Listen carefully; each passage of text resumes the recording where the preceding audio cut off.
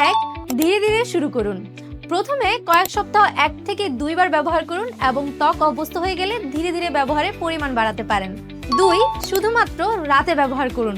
Retinol সূর্যের আলোতে ত্বকের সেনসিটিভিটি বাড়ায়, তাই রাতে ব্যবহার করাই ভালো। 3, ত্বক পরিষ্কার রাখুন। ব্যবহারের আগে ত্বক ভালোভাবে পরিষ্কার এবং শুকনো করে নিন। 4, ময়শ্চারাইজার ব্যবহার করুন। রেটিনল ত্বককে শুষ্ক করে ফেলতে পারে, তাই রেটিনল ব্যবহারের পর অবশ্যই ময়শ্চারাইজার লাগাতে হবে। 5, সঠিক পরিমাণে ব্যবহার করুন। খুব বেশি পরিমাণে ব্যবহার না করে পিসেস অ্যামাউন্ট ব্যবহার করাই যথেষ্ট। 6, চোখের নিচে সাবধানে ব্যবহার করুন। আমাদের চোখের চারপাশের ত্বক সংবেদনশীল, তাই এই অংশটি এড়িয়ে চলুন বা খুব অল্প পরিমাণে ব্যবহার করুন। 7, অন্যান্য সক্রিয় উপাদান ব্যবহারের ক্ষেত্রে সতর্কতা। একই সাথে অন্যান্য সক্রিয় উপাদান যেমন AHA, BHA ব্যবহার থেকে বিরত থাকুন, কারণ এটি ত্বকে অতিরিক্ত চাপ সৃষ্টি করতে পারে।